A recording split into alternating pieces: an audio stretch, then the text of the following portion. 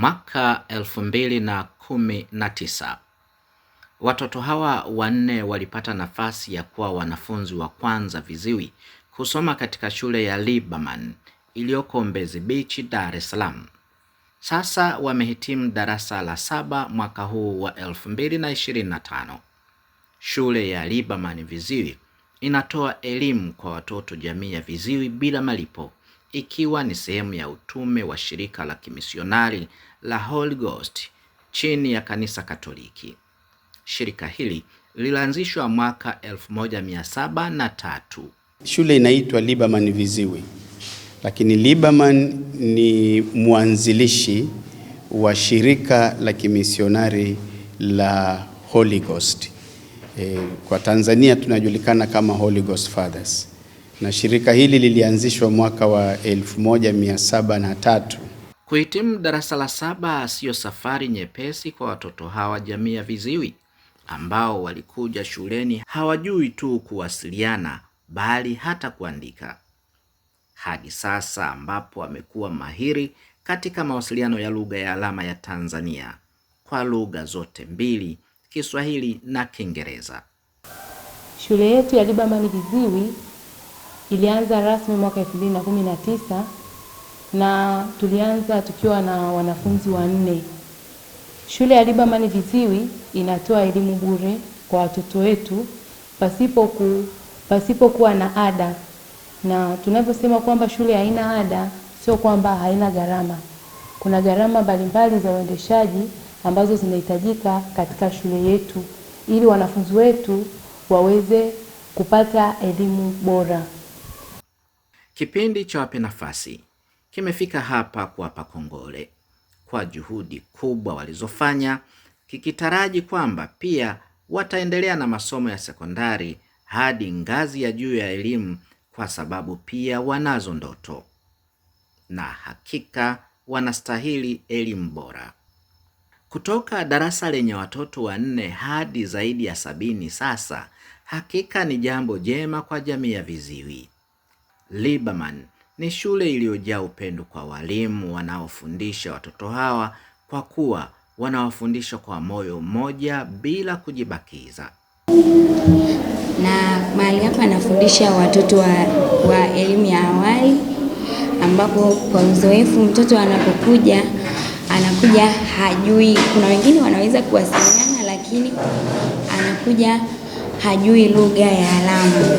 Kwa hiyo mtoto akifika hapa tunaanza kumfundisha kwa picha ya vitu kama kikombe. Unamfundisha hichi ni kikombe kwa lugha ya alama na kwa matamshi. Hata kama hataweza kutamka kama mimi kikombe, lakini angalau aweze kutamka.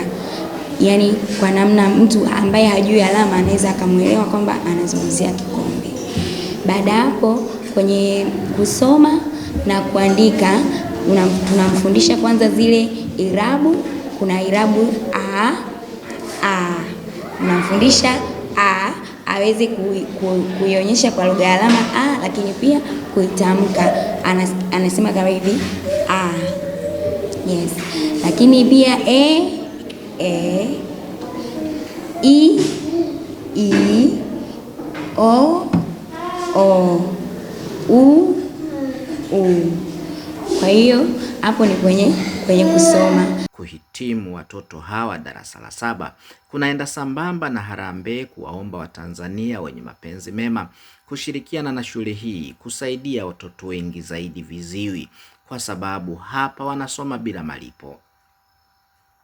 Pamoja na kusoma bila malipo, lakini kuna gharama za kila siku kwa watoto hawa kama chakula, usafiri, gharama za umeme, maji, vifaa vya kufundishia, mishahara ya walimu na mambo mengine. Mtoto mmoja anasoma kwa kiwango cha wastani wa shilingi milioni 6 za Kitanzania kwa mwaka.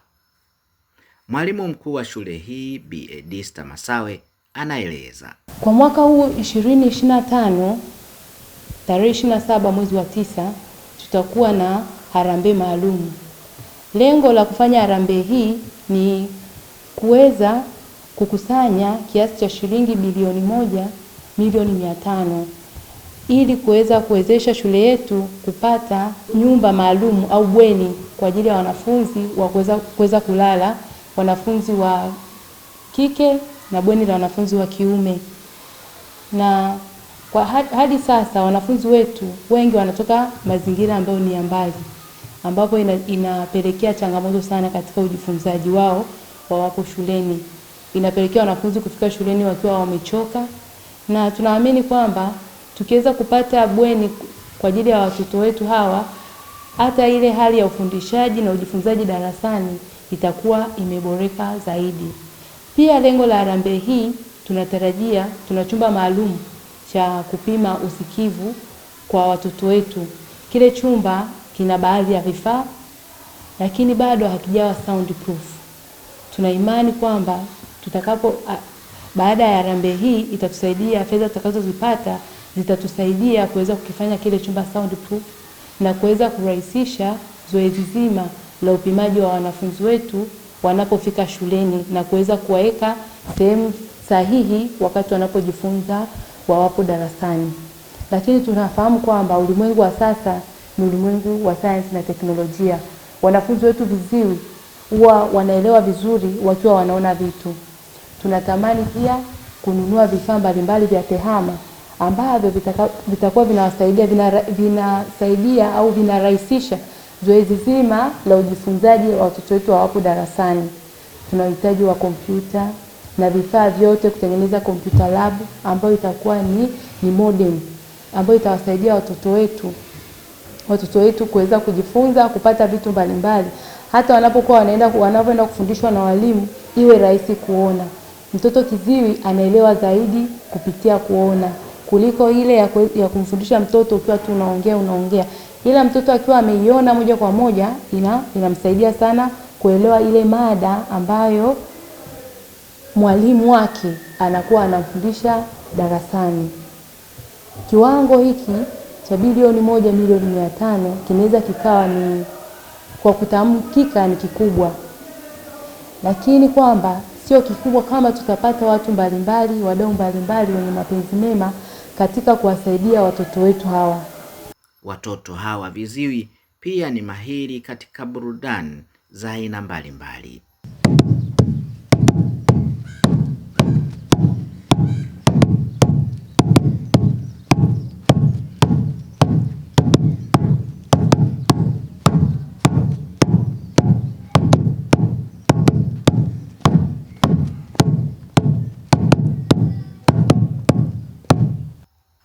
Kama ulivyosikia tangu awali, shule ya Liberman inafanya kazi chini ya wamisionari wa shirika la Holy Ghost linaloongozwa na kanisa Katoliki.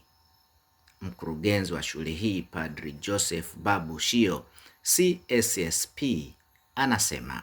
Kwa kifupi kabisa niseme tu kwamba huyu mwanzilishi alikuwa na karama hasa ya kujitoa kwa ajili ya uinjilishaji katika bara la Afrika. Kwa hiyo wamisionari wake wengi walikuja barani Afrika. Na Tanzania Holy Ghost wamisionari wa Holy Ghost walifika 1860 na hapa bara 1868. Kwa hiyo kwa muda wote huo walijikita hasa kwenye kazi ya uinjilishaji. Kwa hiyo uinjilishaji ndio uinjilishaji hasa kwa watu wenye mahitaji maalum, watu maskini, ndio karama yetu hasa ya kishirika. Kwa hiyo ndio maana tukaona kwamba kwa sababu ya majitoleo makubwa ya mwanzilishi wetu Francis Maria Paulo Liberman, ndio maana tukaona na shule yenyewe kwa sababu inawahudumia watoto wenye mahitaji maalum tuiite kwa heshima ya jina lake. Na ndio maana tunaitwa shule ya Liberman. Kwa kweli shirika limejikita katika utoaji wa elimu. Tunazo shule nyingi, lakini pia tunapopita kwenye jamii yetu tumewakuta watoto wengine ambao kidogo wameachwa nyuma. Hakuna taasisi za kutosha za kuwaelimisha watoto, kwa mfano viziwi, na hasa kwa kutumia pia lugha ya Kiingereza ambayo inatumika kwa shule nyingi. Na sisi tukaona pengine hapo kuna fursa, na kwa kuangalia watoto wetu wengi, hata ukiwaona watoto wetu wengi hapa, hata walioko darasa la 7, wengine wa miaka 16, 17, wengine wanaenda miaka 18, lakini bado wako shule ya msingi. Katika mazingira ya kawaida hao wangekuta wameshafika kwenye sekondari na wengine wako vioni, lakini haikuwa hivyo kwa sababu walikosa hiyo fursa. Na hiyo sisi tukajiona kwamba ni muhimu na hawa tuwatengenezee mazingira na wao waweze kupata elimu bora, lakini pia kuweza kwa lengo la kujenga maisha yao, maendeleo yao na utu wao kama Watanzania wengine. Ndio maana basi tukaona ni vizuri kuianzisha hii shule kwa ajili ya watoto wenye mahitaji maalum, hususan viziwi. Utaratibu ni kwamba kwanza mtoto yeyote ambaye ana ulemavu wa kusikia anakaribishwa shuleni hapa. Sio lazima awe kwamba ni kwa sababu tu ni maskini au tu sababu ni kiziwi, lakini tujue kwamba wote wanapoingia hapa lazima kuna vigezo, lakini kigezo cha kwanza kwamba mtu ni muhitaji wa elimu, na kwamba kwa kufuata taratibu zilizowekwa kwa kufika shuleni, kwa kuangalia aina ya ulemavu, kwa sababu hii ni shule hususan viziwi, lakini pia tunajua kuna mahitaji mengine, kwa hiyo ambayo shule bado haiko tayari kuwahudumia. Ndio maana tumejikita zaidi kwa wale ambao wana ulemavu wa kusikia, lakini huko tunakokwenda tukiona kwamba inabidi kufanya hivyo, bado tutafungua milango kwa ajili ya watoto wengine, lakini kwa sasa hivi ni hao ambao wana mahitaji maalum ya usikivu. Na la msingi hapa wanapokea elimu yao bila malipo, lakini tunajua kusema wanasoma bila malipo haina maana kwamba ni bure.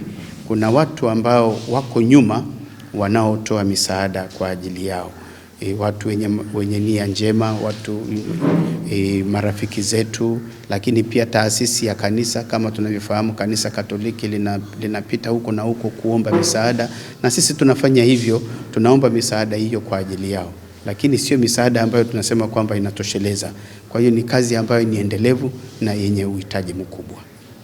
Kwa swala sisi kama shule ya Liberman Viziwi tulionelea kwamba ni vizuri kwamba mzazi anapokuwa na mtoto ambaye tayari ni kiziwi, tunafahamu mawasiliano ndio kila kitu, na tunafahamu kwamba mawasiliano kati ya mtu ambaye tayari ni kiziwi au mzazi ambaye ana mtoto ambaye ni kiziwi, lugha ya alama ndio lugha mama ambayo itamsaidia yeye kuwasiliana na mtoto wake wawapo nyumbani. Kipindi tukiwa tunawasajili wanafunzi, wazazi wamekuwa wanafika shuleni na unawaambia kwamba huwa tunatoa pia kazi za nyumbani, homework. Sasa mzazi ana kuepusha ile changamoto ambayo kwamba akiwa na mtoto yuko nyumbani akiwa anafanya homework yake, kushindwa kufanya yale mawasiliano, tukaona tuanzishe programu maalum kwa ajili ya kuwafundisha wazazi lugha ya alama, ili wanapokuwa wapo nyumbani iwasaidie wao wazazi kurahisisha mawasiliano kati yao na watoto wawapo nyumbani, lakini pia tuwe tunazungumza lugha moja. Ukiona vyaelea basi fahamu kwamba vimeundwa, lakini kizuri chajitangaza na kibaya chajitembeza. Shule ya Liberman imejaa walimu wenye uweledi na wataalamu wa kufundisha watoto viziwi. Na darasa letu la kompyuta tunawafundisha wanafunzi wote kuanzia darasa la 3 mpaka darasa la 7, na hawa ni miongoni mwa wanafunzi ambao wanajifunza au wanasoma hili somo la kompyuta, na hapa tumewapa taski mbalimbali za kufanya. Mfano yule tumemwambia kuchora, wengine wanatumia Scratch, huyu hapa anatumia Scratch program, lakini pia wengine wanatumia Excel pale. Kwa hiyo na tunawafundisha wanafunzi wetu somo la kompyuta ili waweze kuendana na ulimwengu wa sasa, kwa sababu tunajua sasa hivi dunia ipo kasi katika masuala ya teknolojia. Kwa hiyo na teknolojia inahusisha hasa zaidi masuala ya matumizi ya kompyuta, na ndio maana tunawafundisha wanafunzi wetu somo la kompyuta. Kwa hiyo wanafunzi wana uwezo wa kutumia kompyuta katika masuala mbalimbali, masuala ya kujisomea, masuala ya kutafuta vitu mbalimbali katika mitandao, lakini pia kuweza kuwasha, kuzima, kuunganisha vifaa mbalimbali, sehemu mbalimbali za kompyuta ili iweze kufanya kazi. Kwa hiyo darasa letu tunawafundisha wanafunzi wawe na ujuzi mbalimbali kuhusiana na masuala ya kompyuta. Tunataka kufahamu harambee ambayo mnaipigia chapuo inahitaji kiasi gani, kwa ajili ya nini, kwa hawa watoto wa Kitanzania viziwi, kama ulivyosema kwamba kuna watu wako nyuma hawaonekani, lakini wao nao wanaweza wakachoka. Lakini tukija kwa Watanzania wote tukichangisha hivyo, yamkini tunaweza tukapata hela zitakazotosha walau kufanya shughuli kusudiwa. Karibu Father. Asante sana ndugu yangu mwandishi wa habari. Kwanza nipende kuishukuru sana TBC.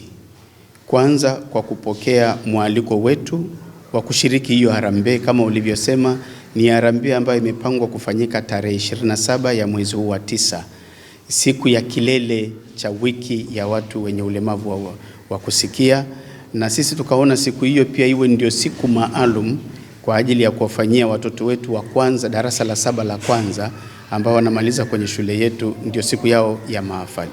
Kwa hiyo naishukuru sana TBC kwa mchango wao, kwanza kutoa taarifa na kuionyesha jamii ya Watanzania ni utume wa namna gani tunaofanya hapa, lakini pia kuyafanya mahitaji yetu na mahitaji ya taasisi kujulikana kwa umma wa Tanzania. Baada ya shukrani hizo, kama nilivyosema, shule ilianza na watoto wachache mwaka 2019. Leo hii mwaka huu tutashuhudia mahafali ya kwanza ya darasa la 7. Tulianza na watoto 4, leo hii shule ina watoto 79. Na tunatarajia kwamba ndani ya muda mfupi tutakuwa na watoto wasiopungua 120. Gharama ni kubwa. Gharama za uendeshaji wa shule, gharama za bweni, gharama za chumba maalum kwa ajili ya kufanya vipimo, kwa sababu watoto hawa wanapofika wanahitaji kufanyiwa vipimo kujua levels za uziwi.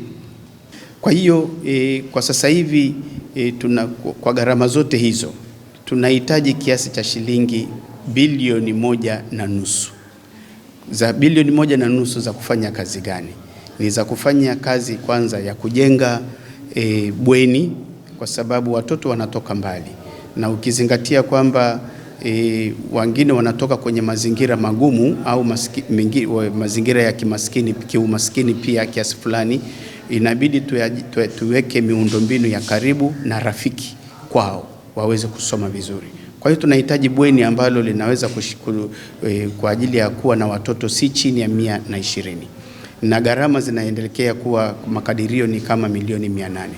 Lakini pia tunahitaji kutengeneza chumba maalum, na hiki chumba kitakuwa na vifaa maalum kwa ajili ya kuwapima watoto, na tunakuwa na mtu mwenye uzoefu wa kuwapima hao watoto, na wanapimwa tangu wanapoingia hapa shuleni. Na gharama ya vifaa hivi ni ghali. Kwa hiyo tutahitaji fedha si chini ya 1,400,000. Sasa hizo ni chumba maalum, ni gharama za bweni, lakini kuna gharama za uendeshaji. Mtoto hapa shuleni ili aweze kupata mahitaji yote anahitaji si chini ya 6,000,000. Kwa hiyo ukiweka yote haya, kwa kweli ni fedha nyingi. Lakini ni fedha hizi, kama nilivyosema, wanasoma bila malipo. Wapo Watanzania wenye moyo, wanaoguswa, ambao wanaona mahitaji ya watoto na wanachangia kwa kupitia shirika la Roho Mtakatifu, lakini pia na wengine wanapitia kwa wazazi wao, wanajitafuta huko na huko, wanachangia. Kwa hiyo wito wangu kwa jamii ya Watanzania, utume huu hauna dini, ni utume wa kumhudumia mwanadamu.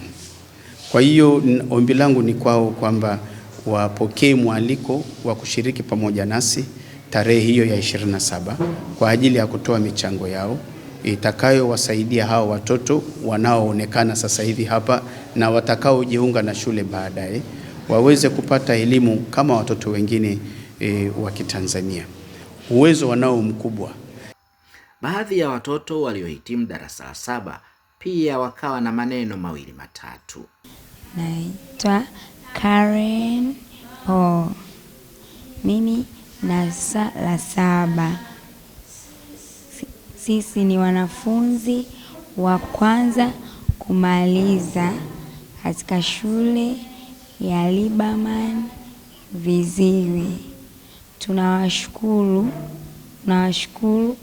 walimu na walezi kwa kutupatia zawadi ya elimu bora. Tunaahidi hatutawaangusha.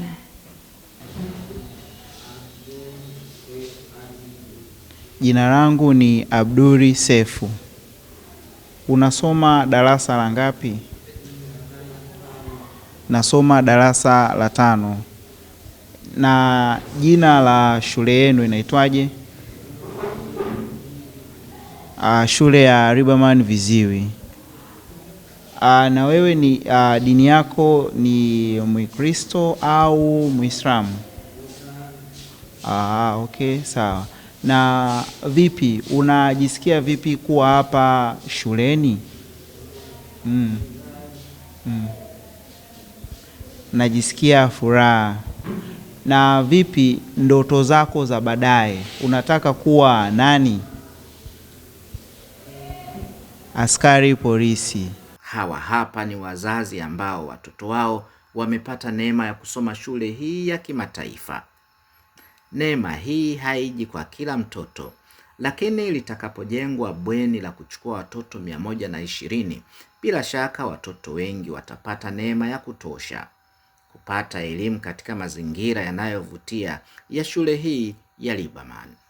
Kwa majina naitwa Mariam Waziri, ni mzazi wa mtoto anaitwa Samrati Suleiman Kasim na naishi Bunju.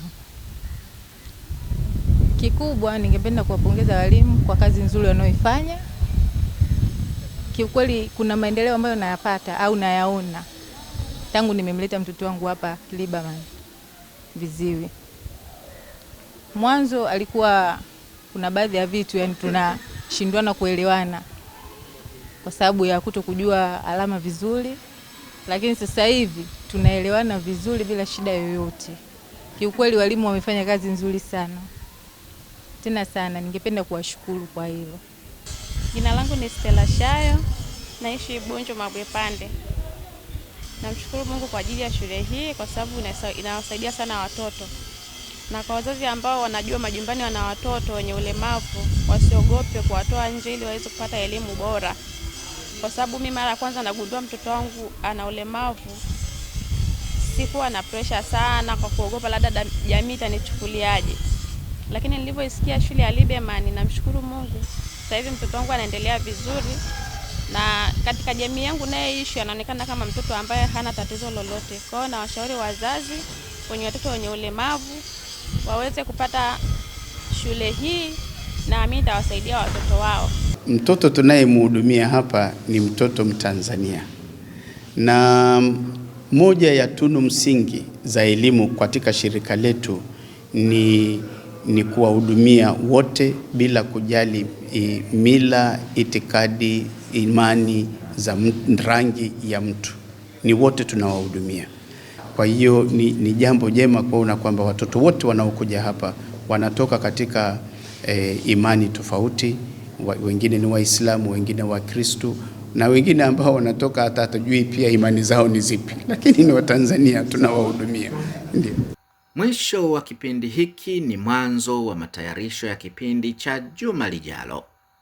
Wito unatolewa kwa Watanzania wote kujitokeza kuwashika mkono watoto viziwi ili wapate elimu bora kwa ustawi wa maisha yao na nchi kwa ujumla. Shule inapokea michango ya hiari kwa njia mbalimbali kama unavyoona katika televisheni yako. Kwa niaba ya uongozi wa shule ya Liberman, mpiga picha alikuwa Hamisi Mwege na mtangazaji ni Tuma Dandi. Tunawatakia kila jema katika kuchangia mahitaji ya watoto viziwi katika shule ya Liberman, kwa sababu hawa ni Watanzania wahitaji.